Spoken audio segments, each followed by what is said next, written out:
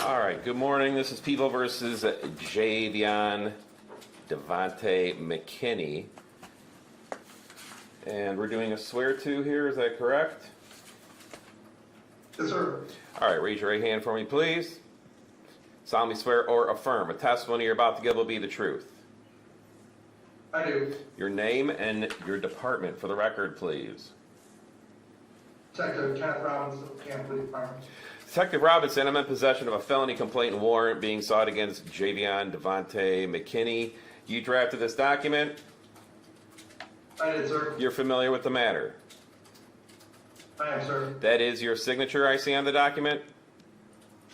It is, sir. You are submitting this as a complaint and warrant, believing it falls under one of the 4 exceptions to the summons rule.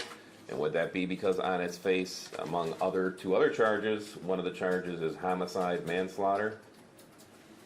Yes, sir. That being the case, I'm in agreement with you. So to the best of your information, knowledge, and belief, is the information that's contained herein truthful and accurate? It is, sir. I will sign the document for you.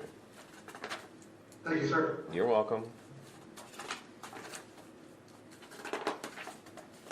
All right, I need your name, sir.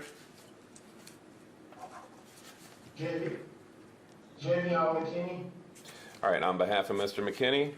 Good afternoon, Your Honor. Sharon Greer appearing on behalf of Mr. Jay-Veon McKinney. Mr. McKinney, you can hear your attorney, and you had an opportunity to speak with her in private previously. Yes. All right, you may proceed. Judge, at this time, I'm going to ask the court to read the charges and the penalties to my client from the information, the felony information.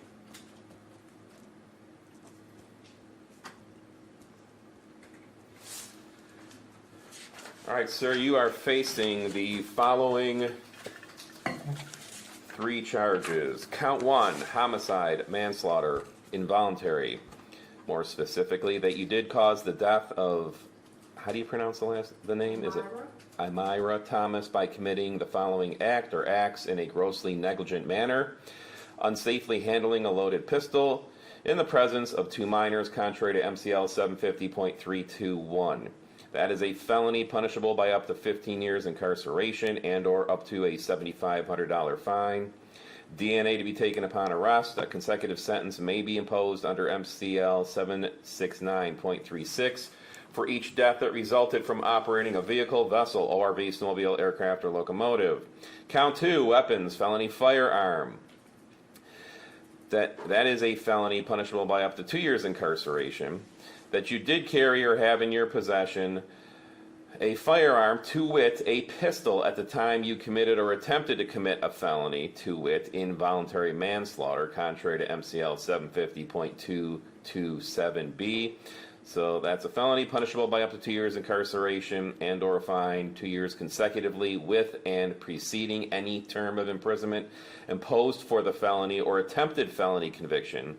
Mandatory forfeiture of the weapon or device per MCL 750.239.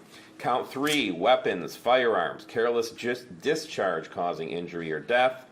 That you did because of carelessness, recklessness, or negligence, but did not willfully or wantonly cause or allow a certain firearm under your immediate control, to wit, a pistol to be discharged so as to kill or injure another person, to wit, Amira Thomas, contrary to MCL 752.861.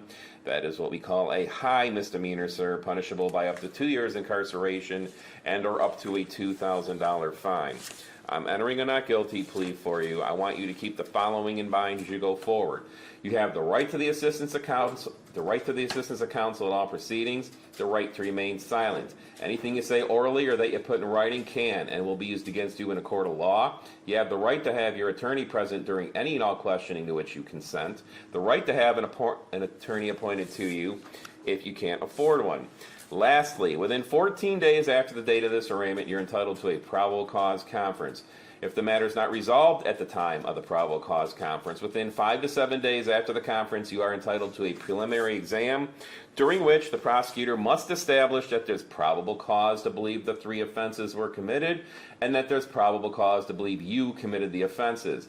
It's not a trial. It is not held for the purpose of determining your guilt or your innocence. It is just a probable cause hearing. So as I said, a better than not guilty plea for you. I'm appointing a court-appointed attorney to you. Your probable cause conference date is August the 15th of this year. Your exam date, August the 22nd of this year. Those are Fridays here at the 35th District Court. We are located on Plymouth Road in Plymouth, Michigan. And also joining us via Zoom on behalf of the people. Good morning, Your Honor. Jay-Veon McKinney on behalf of the people, P8528. All right, who is going to be making the recommendation with respect to bond and or conditions here? I can handle that, Your Honor. Thank you for the opportunity. So the recommendation of the people is that you impose a monetary bond in this matter. I would leave that up to your good discretion in terms of the amount. I would request any conditions include a GPS tether and that the defendant shall not be in the presence of any firearms.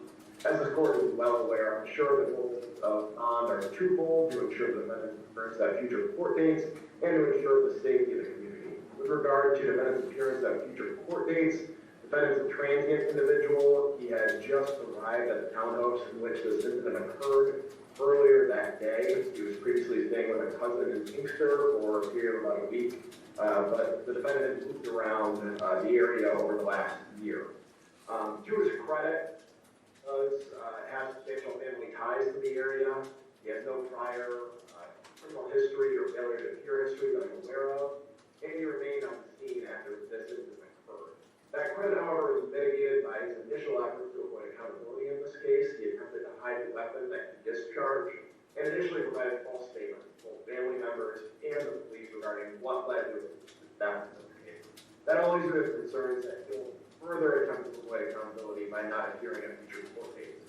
The defendant is also a danger to the community because it's alleged that he didn't intentionally hurt anyone in this case, but he did knowingly engage in very dangerous conduct. He was possessing a loaded weapon, a loaded firearm around his 2 minor sisters. In fact, he recorded a video of himself playing with that loaded firearm and an additional firearm about 40 minutes prior to the shooting, where he was pointing those guns at the phone camera. And again, he's recording himself in that manner. 40 minutes later, he winds up accidentally discharging the 1 firearm that was loaded, hitting his sister in the chest and killing her. That demonstrates a callous disregard for life, safety, and the well-being of others. And given that, I am concerned about his presence in the community, but not so concerned that I'm asking this court to impose some unmanageable bond. So that's why I'm leaving it to your discretion. Okay, and are you requesting that he not be at or upon any specific place? I am not, Your Honor, simply because I don't have any information that would lead me to believe that he is a specific danger to his family as long as he's not in the presence of a weapon. All right, so you would have no objection to him returning to the location of the alleged incident? I would not, Your Honor. I don't know if he's welcome back to that location, but Okay, but you... Your Honor, I think with the family, Your Honor, I mean, Yes. I believe the family might be in the courtroom and maybe they could interject. All right. Yes, as his attorney, I'm going to address that. Thank you, officer. All right. So let me also ask the prosecutor. Are you asking at this time no contact with any specific individuals? I'm not. All right. Detective, is there anything you wanted to add to the prosecutor's request or recommendation? No, sir. All right. Response? And excuse me for calling the detective officer. Your Honor, there is an extreme amount of family support for Mr. McKinley. His mother is here, his 2 aunts are here, his siblings are here, and we do know that this is a tragedy that occurred at this home. But they are more than willing to welcome Mr. McKinley back to this home so that he can be there and they can give him the support that he needs. I am asking the court for a GPS tether home confinement I believe that that will accomplish what we want to accomplish here, which is to ensure that Mr. McKinley appears for all of his court dates and to ensure the safety of the community. If he is at this address at home where his mother lives and he's not allowed to be out in any other fashion, then we believe that the tether will accomplish what the court and society is asking of us. There are no other firearms at this address. We know that Mr. McKinley will not be able to possess or be in the presence of any other firearms. And so it is our contention that the public, as well as the family, because this was a family member, and his mother actually expressed to me today that this young lady, his sister, his baby sister, was his best friend. So based on the nature of the charges, we do know that this was not an intentional act. It's not even charged as an intentional act. So we're asking the court to impose a tether, a GPS tether, home confinement, and we're asking the court not to impose any monetary fines or any type of money that may have to come from the family in order to bond Mr. McKinley out. They're actually in the process of planning the funeral, so I would hate for them to have this additional burden because it is going to have to come from them. And Mr. McKinley, in addition, has no prior felony or misdemeanor record. It's truly just a tragedy here, Judge. It's an accident. Mr. McKinley does not even have, the only traffic offense that he has was the improper use of lights. So he's not even a bad driver at this point. It's truly a tragedy, and we're asking the court to consider it as a tragedy and impose the GPS home confinement tether. All right, APA hits, your response? Yes, Your Honor. I do believe, as I mentioned, that a monetary cash bond is appropriate. Again, I'm not asking for a particularly high amount. I'm leaving that to your discretion in terms of what the amount is, but that is based on my concern that he's going to show up at future court dates, and more so my concern that he's going to show up at future court dates than anything else. But I do believe that there is at least some danger to the community here based on his conduct in this case, given that he was grossly negligent in handling not just one but two firearms, one of which was loaded and discharged, killing his minor sister. All right, so when defense counsel goes beyond what your recommendation was with respect to put him on house arrest, is that enough for you to feel that the community's safe? And because you didn't ask for a house arrest, Heather, community's safe without him. I order some sort of bond, gets converted to an unsecured personal, as long as he's on house arrest? If the family is willing to welcome him back into that home and there's no weapons in that home, my concern for the safety of the community is certainly reduced.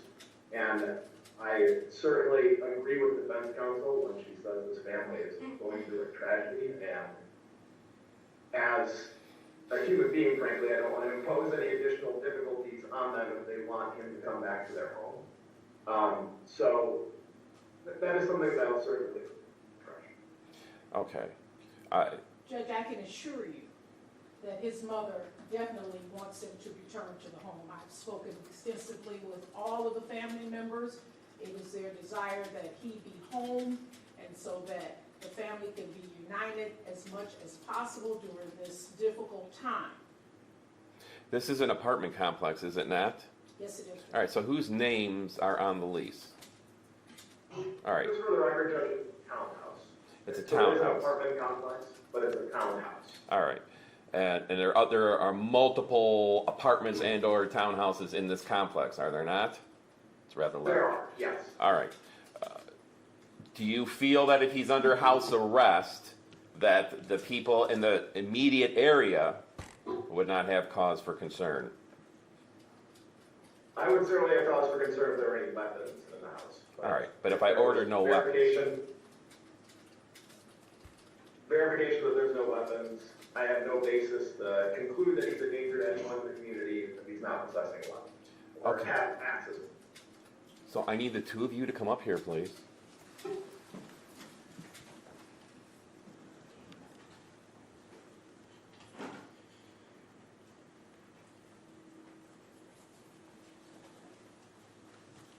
Give me your names. Matthew Masora. Christian Dominic. All right, raise your right hands for me. Solemnly swear or affirm a testimony you're about to give will be the truth. Yes, sir. Yes. All right, so the two of you are on the lease for this residence? Yes, sir. Oh, anyone else? No. Who, you're under oath right now, who else resides there? Well, at the moment, nobody right now, because they're all left, so. Previously, it was the two of us, her mother, And my siblings, the three little ones. and then Jay-Veon and another sister, Maya. Will they be residing there going forward? No, No. not by their choice, they don't By want to their be, choice. because of what happened at that location, they choose not to be at that location anymore. All right, so hold on. Who is this person all of a sudden just butting in? It's family that is very anxious, Judge, and I apologize for them. Thank you. I apologize for it. So, if I were to allow Mr. McKinney to be placed on a home confinement tether, I would order some sort of bond, and that the bond be amended to an unsecured personal bond, meaning he doesn't have to post, as long as he's on the home confinement tether first. Can the two of you assure me, as the two people responsible for that location, you will not allow anyone else to reside there, or I don't even want anyone visiting there while this matter is pending? Yes, Yes, sir.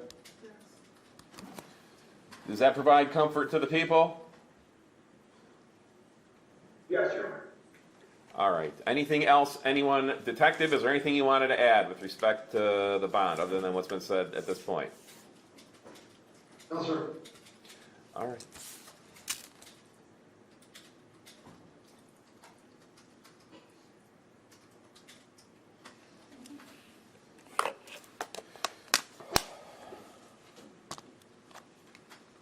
Ms. Greer, was there something to add? Yes, there is, Judge.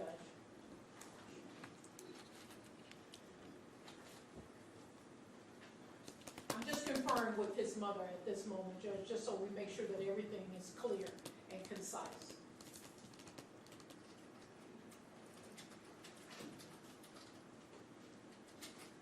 Mr. McKinney has expressed to me that she may be returning to the residence. She really would like the court to allow her to return there.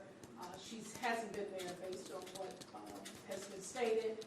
It has been, just too much for her to be there, but in the process of making funeral arrangements and things of that nature, she would like the court to allow her to be a person that can stay at this location. So that would be 4 people that would be allowed to stay. All right, well, one of the things that concerns me is I've been told that the security here has already had to remove a family member or a family friend or something from the building, that there's been conflict between the people who have appeared here today, whether it's on behalf of the defendant or the victim. So I want to avoid any potential for conflict going forward. That's the last thing we want, and that's why I'm more comfortable saying no one else to be present there other than the 2 people who are on the lease and the defendant. And we respect that, Your Honor. All right, and that's my rationale for that. Yes. And, our first court date is August the 15th. I'll have a prosecutor who's assigned to this file on that day, and all of this can be addressed again at that time. All right, everyone understands that? Yes. Just for the record, Judge, I will take the prosecutor anyway.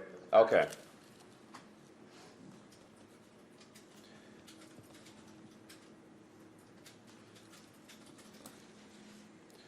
All right, Mr. McKinney, you can hear me and you're paying attention? Yes. All right, I need you to listen closely to what I'm saying and hear me out until the end. It's going to be a $500,000, no 10% bond, cash, or surety. Hear me out to the end. With the following conditions. Now, if you violate my conditions, I take that number, I multiply it by 10, and it's going to become 5 million cash or surety. Understood? Is that a yes? Yes. Yeah, you have to use real words because we're recording this, okay? Yeah. All right. Your conditions are: you are not to you are not to possess any firearms or weapons of any kind. You are to turn over to the police any weapons or firearms you currently own or possess. Do you own or possess any firearms, sir? No. Easy to follow then. I'll say you don't own or possess any firearms. Again, not to possess any firearms or weapons of any kind. Must comply with any and all orders made by any court or record.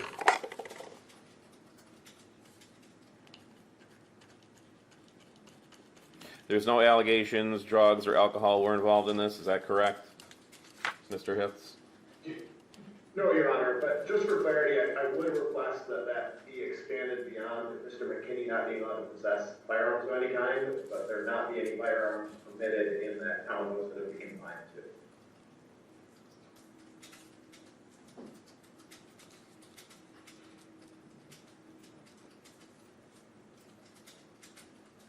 All right, I'm going to need the two of them back up here again.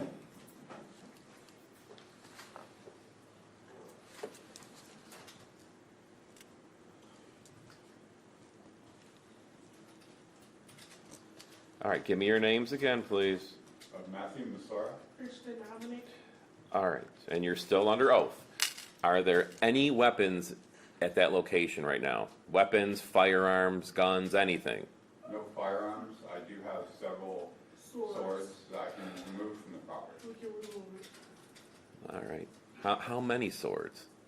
It was collections of his for way before, so, I mean, Between swords and knives, maybe 20. All right. Mr. Hitz, are you asking those be immediately turned over to the police? Not asking that they be turned over to the police, but I think it's a good idea that any weapons or dangerous implements be removed from the property. So you're not asking that to be placed in the custody of the police, you're just trusting that he'll have them removed from the location? Yeah, otherwise it'd be a violation of his bond. I think that individuals that are not involved in this, I have no reason to believe they're not going to follow this court's order. All right, so But if the court wants to order that, I don't think there's an issue with it. well, I think as long as if they're in the custody of the police while this matter is pending, I think it's just, safer. it's safer than Yeah. than everyone trusting you're going to give them to someone, you give them to a friend, and then who knows if the friend's going to be responsible for them. I know the police will be responsible for them. All right, so you're going to voluntarily turn all those over to the police, sir, is that correct? Yes. Immediately? Yeah. Is there a time limit on that, Judge, 24 hours? I would like that done definitely before Mr. McKinney returns to the residence. Okay. All right, so we'll make sure arrangements are made before you walk out the door here today. Okay? All right. Before you're released, you are to be placed on a home confinement tether. You can go to and from court only.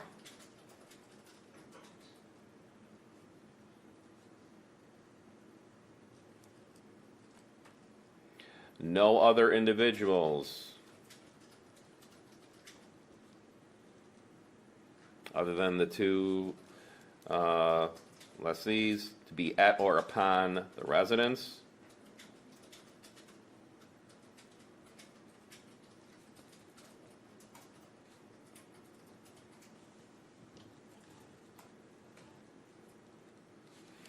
I don't want anyone loitering outside, wanting to talk in the parking lot or any of that stuff. Nobody there, understand? Okay. What's gonna if you do allow that, what's gonna happen is you're gonna jam Mr. McKinney up.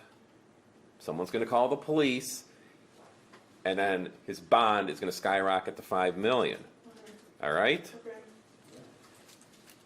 And again, this can all be addressed on the 15th when everyone comes back to the courtroom. I think she has a question again, his mother. Yes, Judge. Thank you, Judge.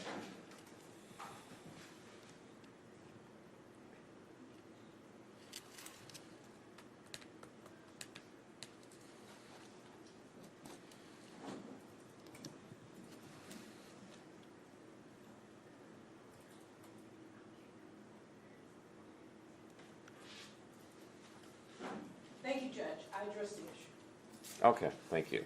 All right. The bond, once you get placed on the home confinement tether, sir, and Wayne County Sheriff's going to have to do this, I will amend it to an unsecured personal bond, excuse me, in the same amount. So, right, it's going to go from it being a $500,000 cash or surety bond to an unsecured personal bond in that same amount, which means you're promising me you're going to follow all these orders and you're going to show up without you having to post anything. You just have to get on the tether first. Do you understand everything I'm saying to you? Yes. Do you have any questions for me or for your attorney right now? No. I don't want there to be any confusion about anything. No. Anything the defense would like to add at this point? Not at this time, Your Honor. All right. Anything from the prosecution or the detective? Judge, I appreciate the opportunity. I did check my calendar while we were going through the bond conditions, and I do have a flight on August 15th at 9 a.m., so I'm not going to be able to appear on that date. I'm wondering if it's possible we get a different PCC date. Well, is there an objection to that? As long as the exam date remains the same, Your Honor. I am limited appearance here in court today. I know that my client will have another attorney appointed to this case. I don't believe that if we make an adjournment for the PCC, but the exam date is still the same. The counsel wanted to do something earlier. Well, the problem is we That was don't. my suggestion, Judge. Sorry. I'm sorry? That was gonna be my suggestion. If we just move it up a day to Thursday, August 14th. I can do that. I just can't do the 15th. That is our docket, we're open on the 14th, so that day. Okay. It's well, since it's a special prosecutor assigned to it, I suppose we could do that. We're not stuck with the Fridays. Right. All right. So we're going to amend the PCC date to August the 14th, the day prior originally scheduled. Thank you so much for that accommodation, Your Honor. All right, and then we'll send out notices with the time on it to everybody. Anyone else have anything to say or any questions?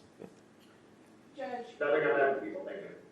I hate to prolong the proceedings, but I do believe that I should indicate to the court the request that the mother made to me, and I told her that I knew for a fact that you would not grant this request, but I want to present it so that she knows that I'm not holding anything from the court. She asked that her son be allowed to go to the funeral home, and I specifically told her home confinement is home confinement, and you would not entertain our request. All right, so here's an explanation of why, when we do an arraignment, ma'am, we have a prosecutor with us, as we do here with Mr. Hitz, and it's either a prosecutor or a detective, someone from the police department, or both. We have both at this time because they're the ones who do investigations into the cases, not the judges, okay? I'm a different branch of the government.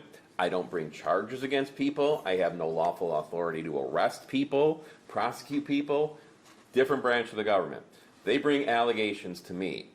I'm going to assume, because this case has been, this incident date was back on the 29th, they've been spending all this time doing an investigation, gathering information, and they have the advantage of knowing things that I have no knowledge of whatsoever. And that's why the judge typically relies heavily upon a prosecutor and or a detective or officer in charge in coming to a conclusion on what bond and or conditions are going to be. So it's wrong for a judge to be reading articles about something or looking at the report. I did a warrant on this case when it immediately happened. But, you know, what I read to your son is what I know about the case right now, okay? So I will defer to the detective. I'll defer to Mr. Hitz. Any objection to him being at the funeral home or the funeral? She asked that he go to the funeral home and visit with the deceased with no one else being present there. Any opinions about that?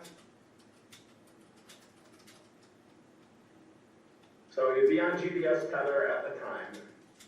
The request here is for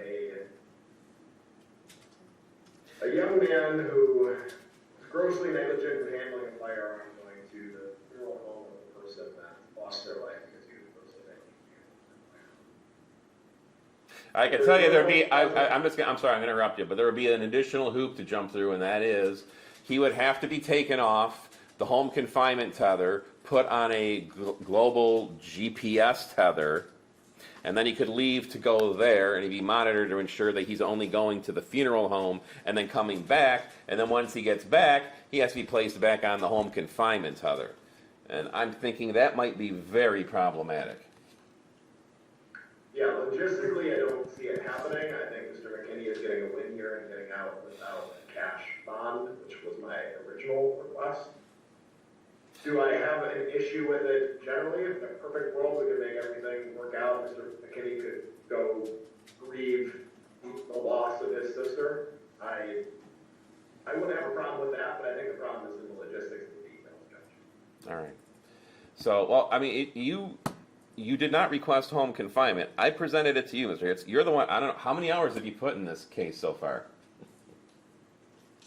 I'm probably not 15.